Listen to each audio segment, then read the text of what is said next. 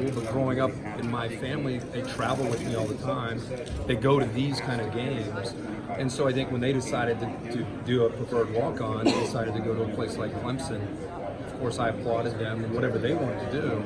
And now that they're on this team, we kind of kidded when we first started. So one day maybe you're going to play Ohio State, and here they are as redshirt freshmen playing Ohio State.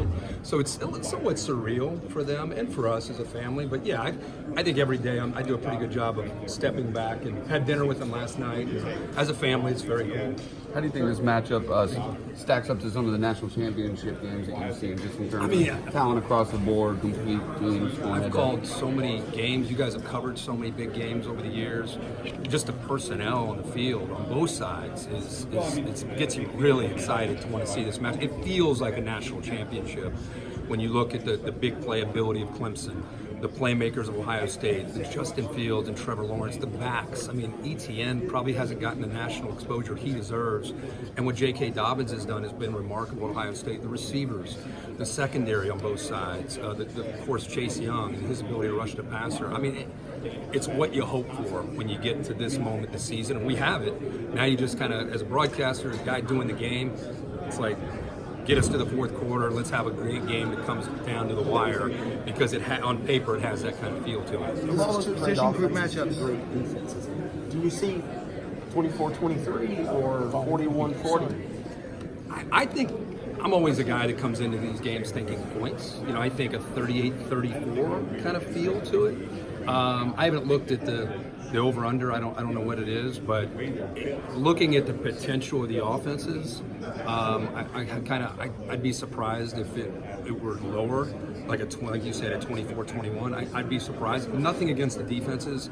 These defenses have played well all year. I just have that much respect for the playmaking ability and the offense of both these teams. With all the talent you mentioned, what position groups are you looking most forward to watching? Well, I think a game within a game will be the Clemson wide receivers against the Ohio State secondary. I think that's going to be a fascinating matchup. I mean, T. Higgins and Justin Ross, their length, both of them around 6'5", long arms, and they're going up against the Cuda, who's top 5 pick possibly, 6'1", long arms. Damon Arnett, who's a big physical corner, even though he has the broken hand, he's still been able to play with physicality. And Shaun Wade, who many Clemson fans probably aren't familiar with. He's probably a first rounder if he decides to come out this year. I mean, think about all that talent going head to head and the style of defense that Ohio State plays. These guys are going to be on islands, and it's going to be who wins. So that to me is going to be fascinating to watch. And then the Chase Young factor in this game, how Clemson handles him. Do they think, hey, we're Clemson, we don't worry about guys like Chase Young, we're going to play him straight up? Or do they think, we're trying to play a man up, but you know what, we got to slide to him, we got to chip with the back? Or how do they handle Chase Young and the potential of what he can do to disrupt an offense? Obviously everybody knows how good the SEC has been, how good Clemson has been. We've seen teams like what Texas can be, what USC can be, what Florida State can be. Obviously, teams in the South and the southern half of the country, that's where a lot of the power and culture comes. Yes. Do you think teams in the North, is it any harder for teams in the northern half of the country to win on a consistent basis? And do you think anybody other than Ohio State, long term, can compete for national titles from the northern part? I think they can. It's a fair question. I mean, it's just a fact. If you look at the teams in the top 10, you look at the recruiting rankings every year. I mean, it tends to you see teams from the SEC, the ACC, the Pac-12. Ohio State's the outlier. You can maybe say Notre Dame has become an outlier.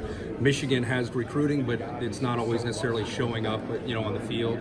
I think it is tougher. I think just because of the abundance, if you go around and you travel into Atlanta, into Miami, into Southern California, into the state of Texas, and you just look at high school football talent, a lot of times they want to stay home. In some cases, they'll go to the north. So it puts a lot on Ohio State or a Michigan or a Notre Dame or a Penn State to not only find the players in their region, but they got to go down into Atlanta, they've got to go down into Texas, they got to do that in order to be able to play, not only in their conference, but to play at an elite level. So it's tougher because you're talking guys in traveling further to leave home, but I don't think it's impossible. I think what Ohio State has built, I think what James Franklin is building at Penn State, Brian Kelly, I feel like he's close. Jim Harbaugh, they're winning 10 games, but I know they're not beating Ohio State, but they're still a talented team. It's more of a challenge for sure. Kirby, what